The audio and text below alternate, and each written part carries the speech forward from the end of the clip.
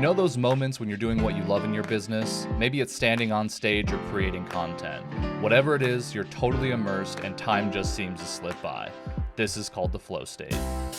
At SpeakerFlow, we're obsessed with how to get you there more often. Each week, we're joined by a new expert where we share stories, strategies, and systems to help craft a business you love. Welcome to Technically Speaking.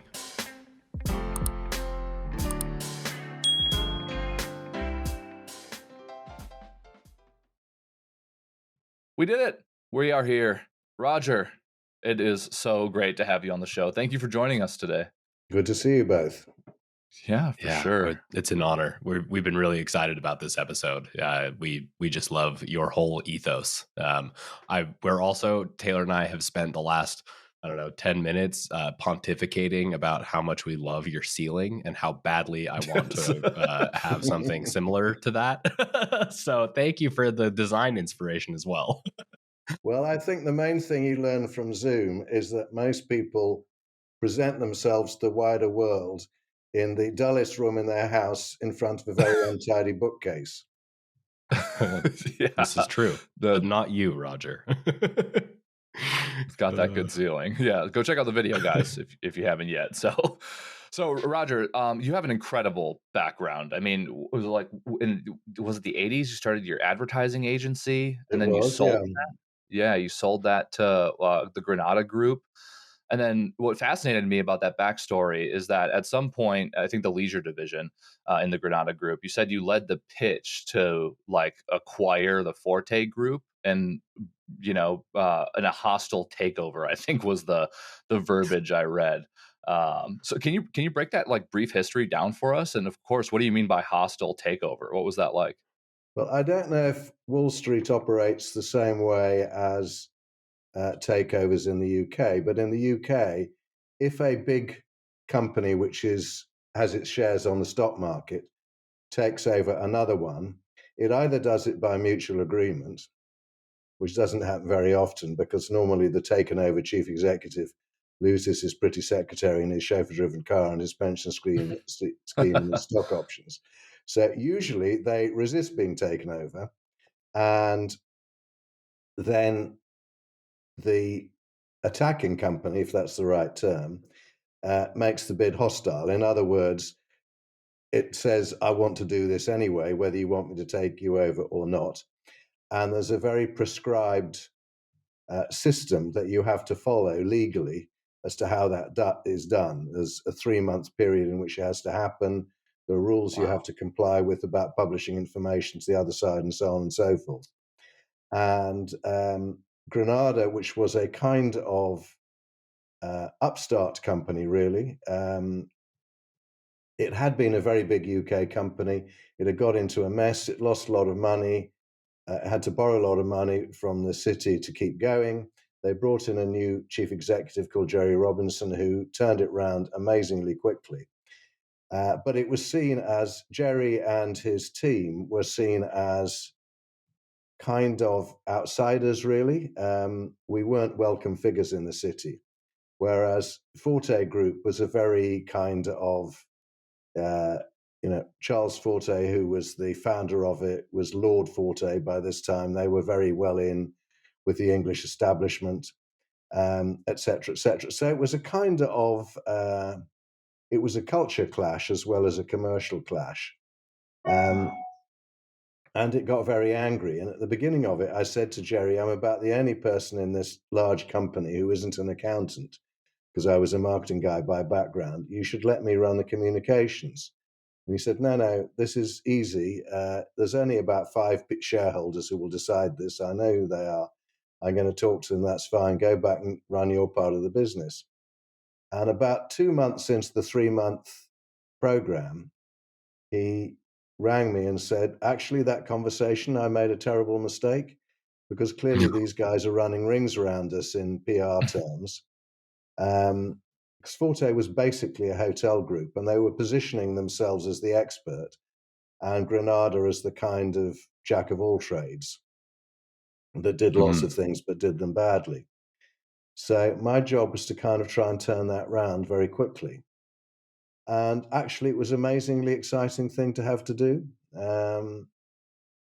because the fact of it is that although Granada covered lots of different things, we'd been surprisingly successful at all of them. Mm. Whereas Forte, I think, were a bit sloppy. And I had to find a way of saying that, which convinced shareholders without me ending up in jail. Right. Wow, the stakes were high, it sounds like. They were. One of the results was that the editor of the Times, which is a kind of Bible in the UK, I guess the New York Times or the Washington Post might be equivalent. I'm not quite sure. Sure.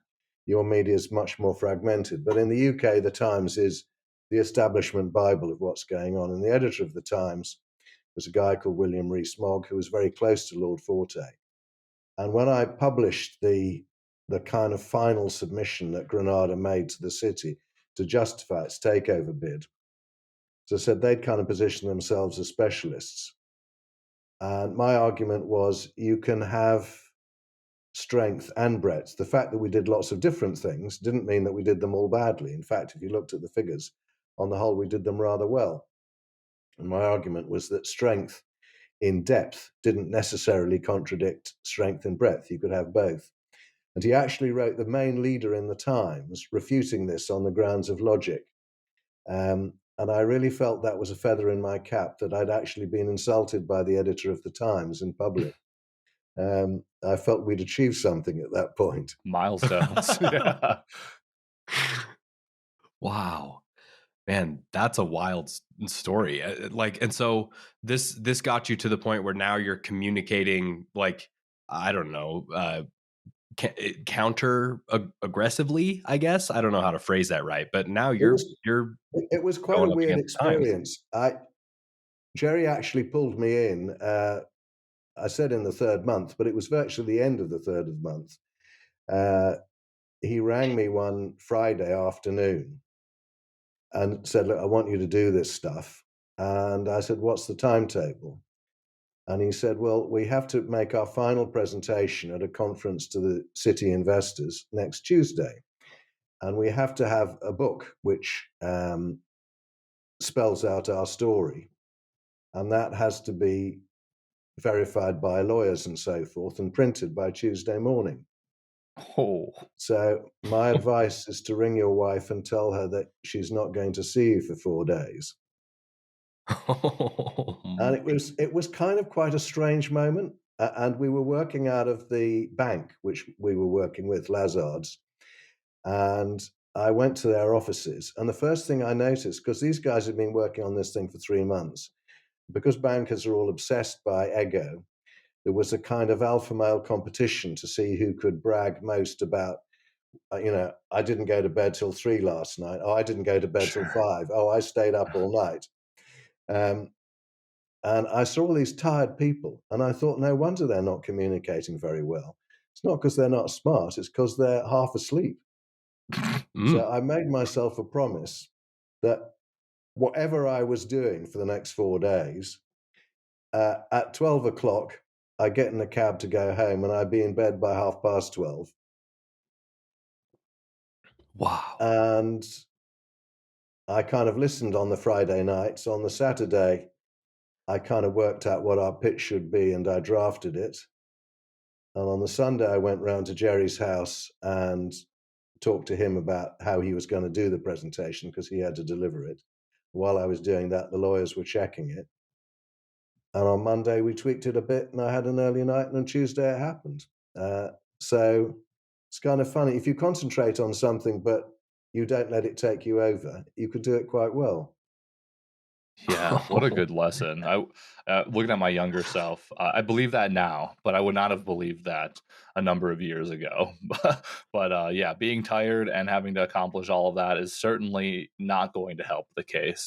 So, I mean, honestly, there's a message about balance in there too. So, but I'm curious how this kind of ties back to like because obviously this was a big pitch. You've had sold your a business in the past too, so and obviously grown an advertising company. So you hadn't been, let's say, unfamiliar with pitching throughout this time. But from what we've heard is that like you kind of stumbled into being an author. That wasn't necessarily intentional with your first book about No, life's no, pitch. Is that right? Or it was a total mistake. What happened was that I'd worked in advertising for a long time, and about the only thing you learn in advertising, apart from where the good restaurants are, is how to pitch, because you're doing that the whole time. That's where your next Sure. meal comes from. Yeah. And I got to be reasonably good at it. And a friend of mine had set up a business which put on presentations for companies.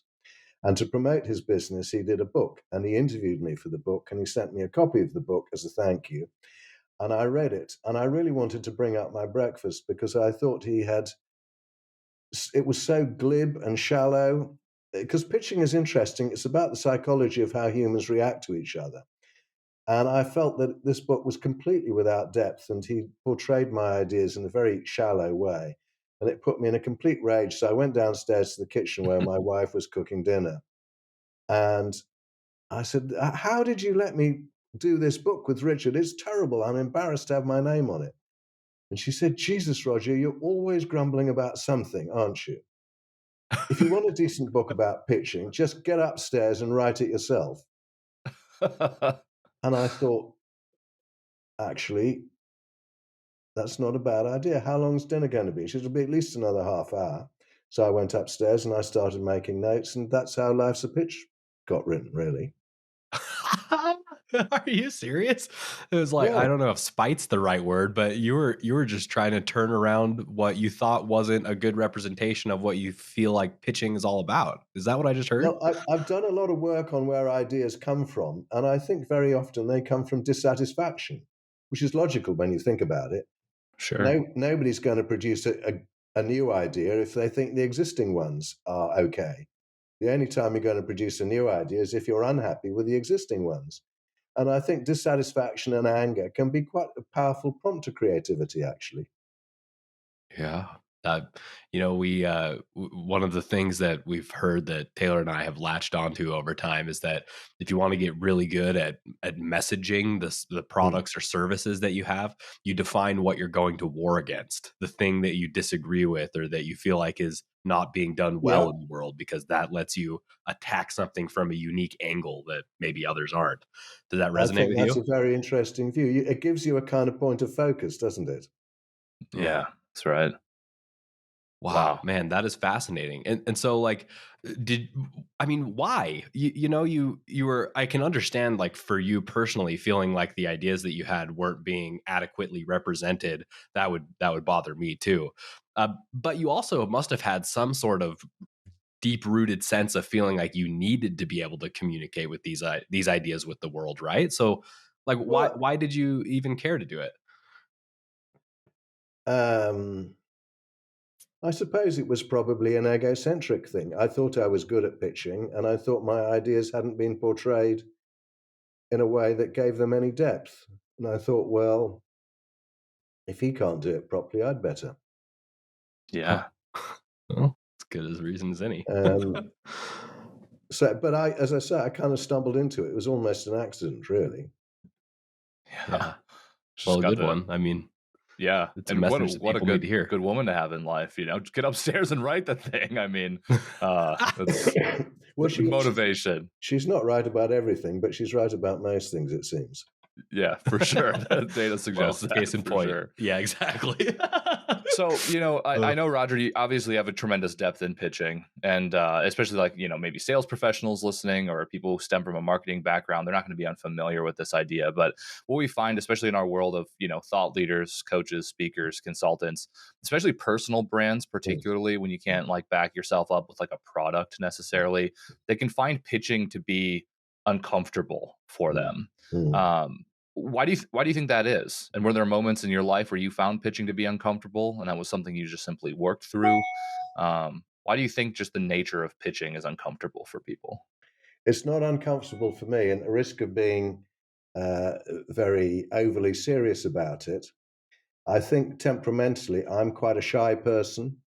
You put me in a party, my first thought will be, I remember somebody saying, who I interviewed for the book about Bill Clinton, who he said was the most mesmerizing personality he'd ever met, and was just instinctively drawn to people. And he said, by contrast, Hillary is the exact opposite. Take them both to a party, Hillary wants to hide in a corner. Well, I'm like Hillary. I'm not a naturally social animal at all. And I find dinner parties and drinks parties and stuff like that kind of uncomfortable. I feel like a fish out of water. But I think there's a side of you which needs to communicate. And the advantage of a pitch is that you're in control. And I guess the kind of energy which is frustrated that I don't communicate easily with people in a social setting, put me in a structured setting, then all that energy kind of can be used in a good way. Does that make sense? Yeah, Hmm.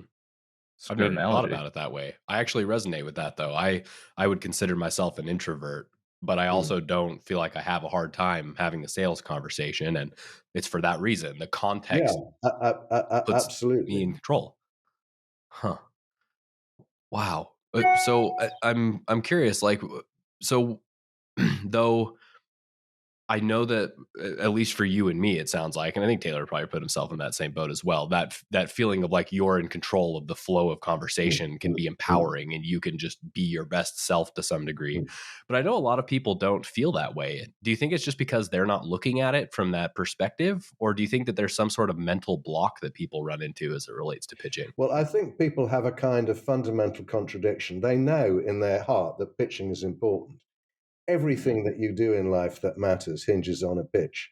For me, proposing to my wife, especially the second time, um, because that one so far has lasted a lot better. But a marriage is life changing, and that begins with a pitch. Starting my own business, borrowing the money to do it, I had to pitch for that. And when you start, you've got to pitch for customers. You've got to pitch for people to be your working partners. It isn't just about getting customers. You actually need people who want to work with you. And why should they when, there's 100 other much bigger advertising agencies out there? So everything really hinges around pitching. All the other stuff you do is kind of, it needs to be done, but it's routine, really. Pitching is the time when, you can change direction in a good way. So I think people know that it's very important, but you're never trained to do it. And I think doing anything which you're untrained for is very intimidating. And I've observed it in business that, if you become a doctor or a bus driver, you're taught how to drive a bus or how to do surgery on somebody's brain. But if you go into business, nobody tells you how to do anything. You kind of have to learn it as you go along. And I think most people find it hard because standing up in front of 100 other people and telling them why your idea is better than the last one they saw is really difficult. Hmm. Yeah, So makes you ask sense. somebody to do something which is hard, which is important, and where they're isolated and exposed. Are we surprised that they feel a bit nervous? No, not in the least. Yeah. Is that something that Good can point. change with, like, practice, you feel like? I think it's partly practice, but I think it's also technique. I think if Yeah. you're doing it wrong, practicing doing it wrong isn't going to solve the problem. I think Sure. uh, people think that instinctively, people think that pitching is about giving people information. Um, and they think it's about telling them stuff. And I think they're entirely wrong on both points. Pitching isn't about giving people information, it's about giving them an idea, and that's quite different. And secondly, it's not about what you're doing, it's about making them feel that they kind of own the dialogue and they share it with you. When I was writing the book, I interviewed a guy called Tim Bell, who was a very brilliant English ad man, who was the chief executive of the Saatchi and Saatchi agency for a very long time.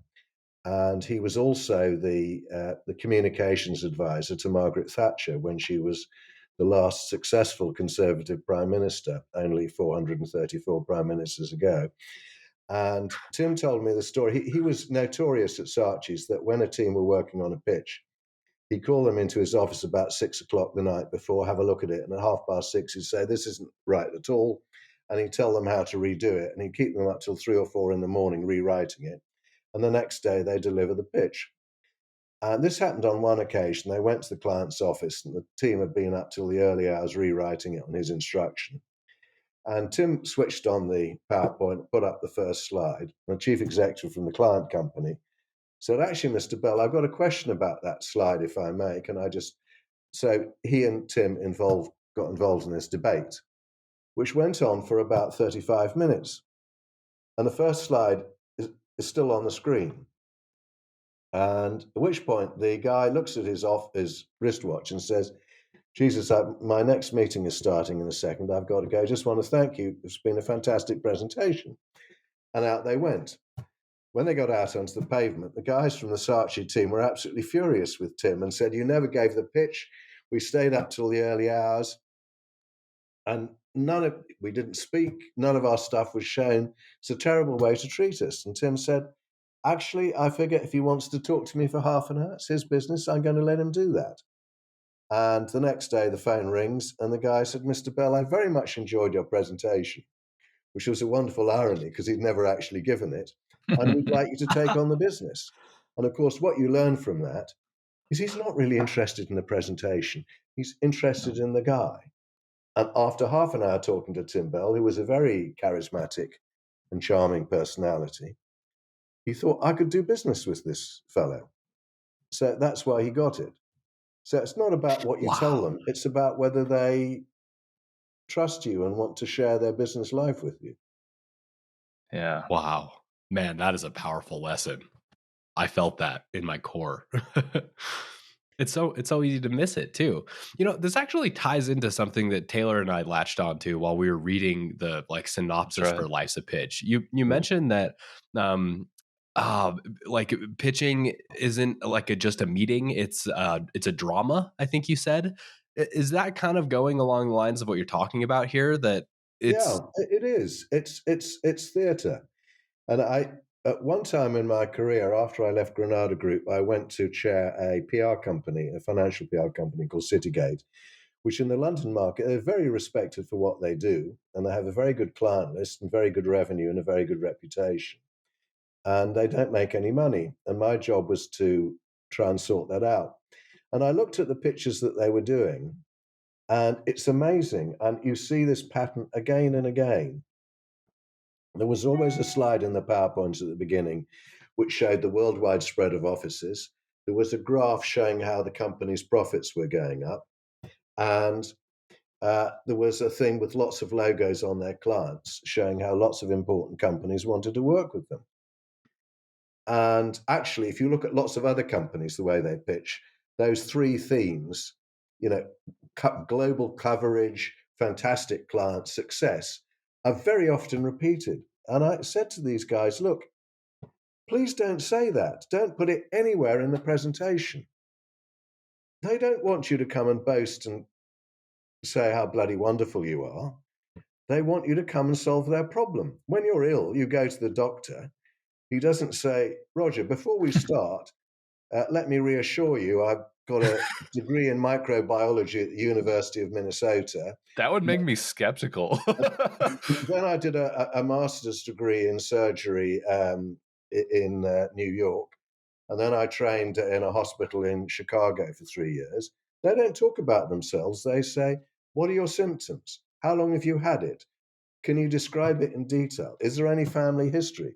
They're entirely there for you. They're not boasting about how wonderful they are. That's the mindset you need to be in a pitch. Wow. Don't talk about your stuff. If they want to know, they'll ask you. And it's actually much more compelling.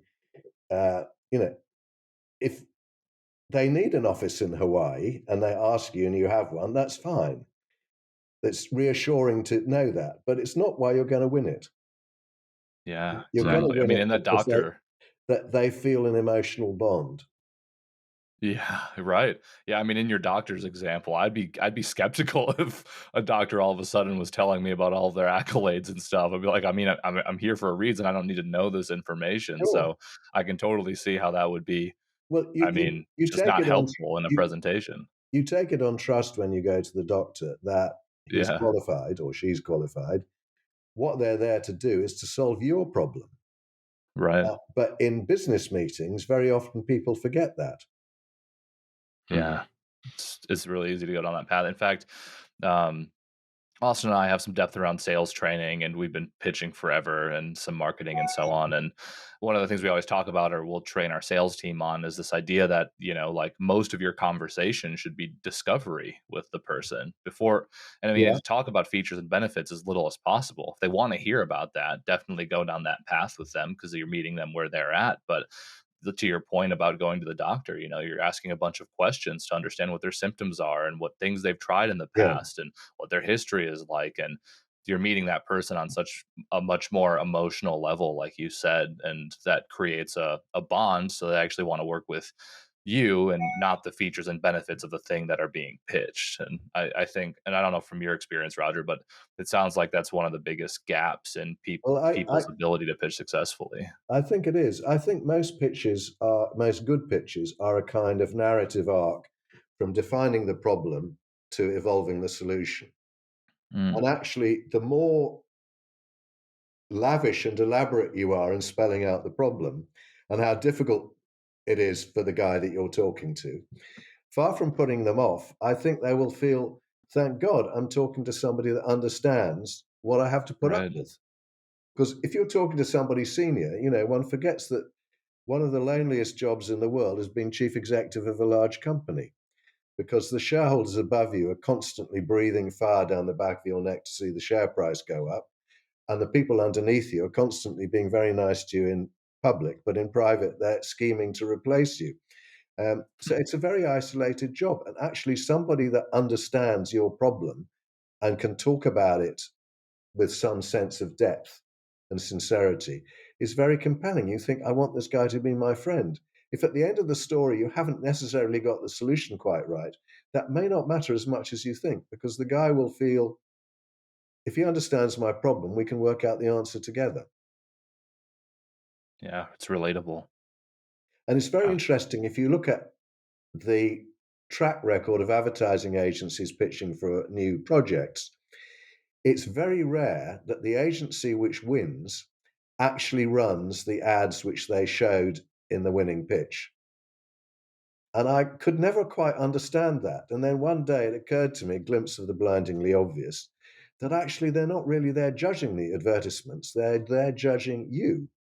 If they think Taylor and Austin are the two right guys, the fact that the ads aren't quite right yet doesn't matter. We can produce some more ads anytime. But you can't change the people once you've employed the company. That's really what you're investing in. Yeah, Oh, it's a man. powerful You lesson. know, this actually ties into a question that Taylor and I had just about this whole concept while we were preparing for the show, which is that one of the things we hear most frequently from our clients is, I hate pitching. I'm not good at pitching. I'm not comfortable while I'm pitching. So I'm just going to hire it out and find somebody else to do that for me. Do you think that's an actual like solution to this problem? Or do you think that we're running the risk of not having the right person?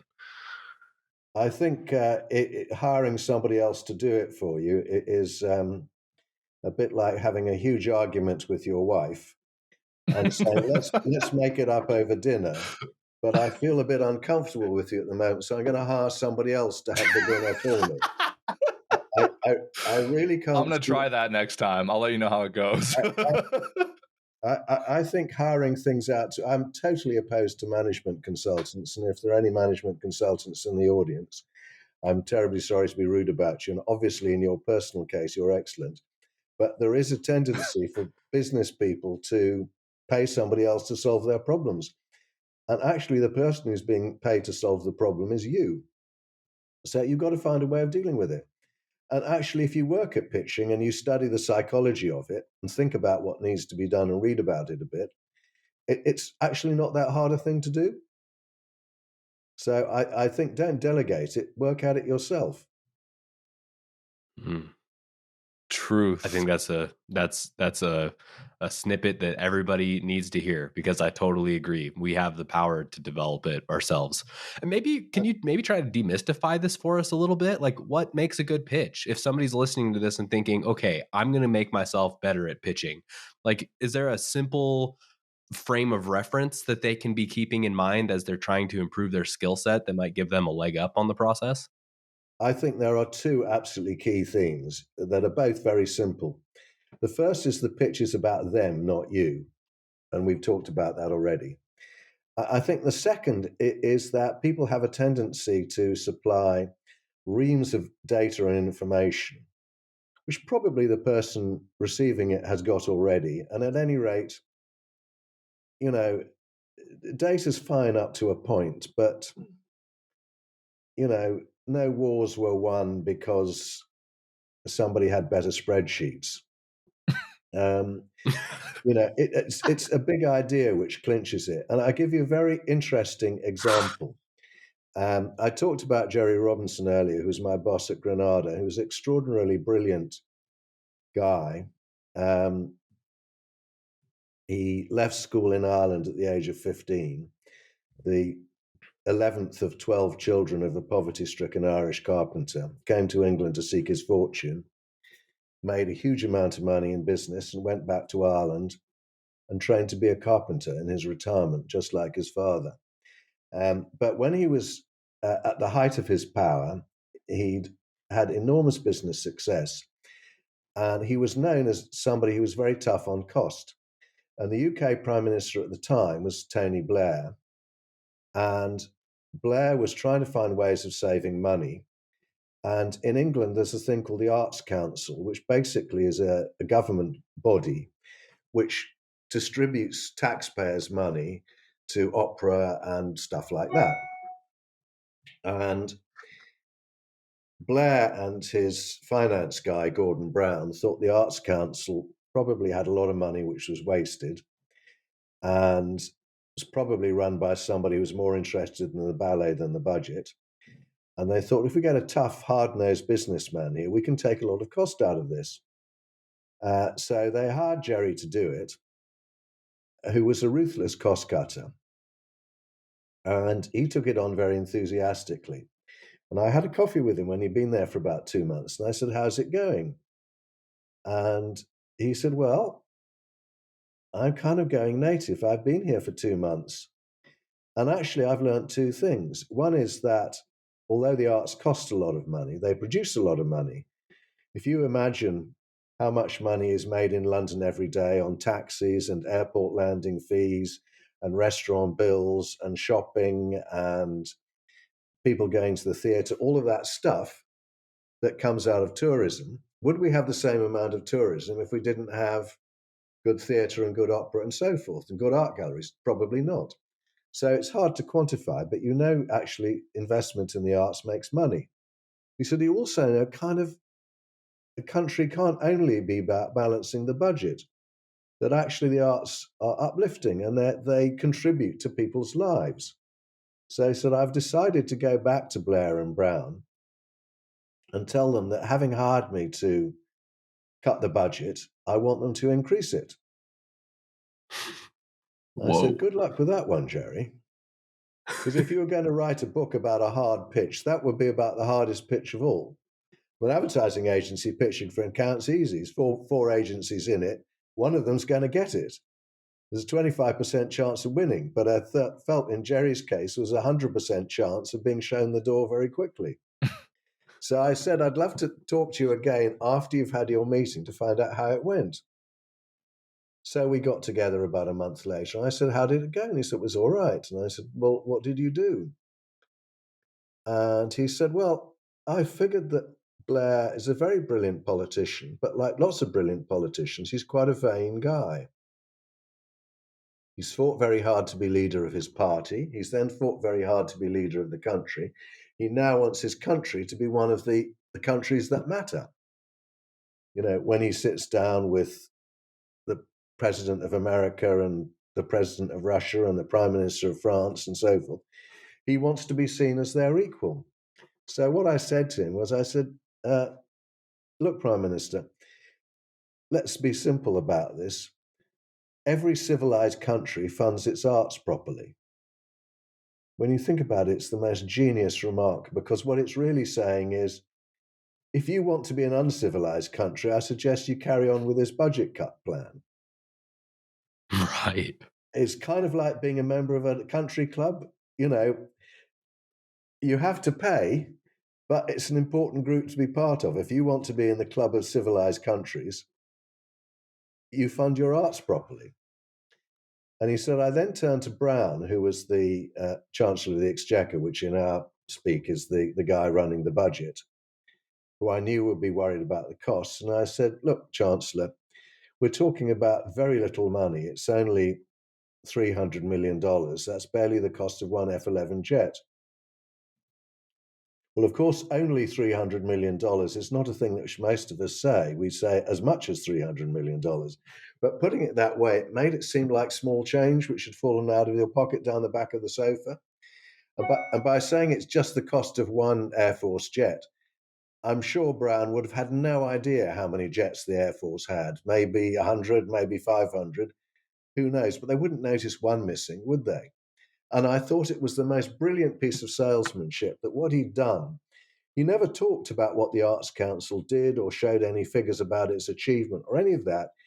He just said to Blair, if you want to be the boss of a country which is internationally respected, you make sure your opera and your theatre and your cultural life is funded properly. And to Brown, he said, you can find $200, $300 million. It's just one aeroplane. And it made a huge amount of money seem unimportant. And I thought that was brilliant salesmanship. And at the core of it, if you analyze it, is firstly, he thought about it entirely in their perspective, what mattered to them. And what mattered to Blair was to be seen to be the boss of a good nation. And what mattered to be Brown was seen to be on top of the money. And he nailed that perfectly. But also, he had a very simple proposition for each of them that was not lots of statistics or logic. It was a kind of emotional idea.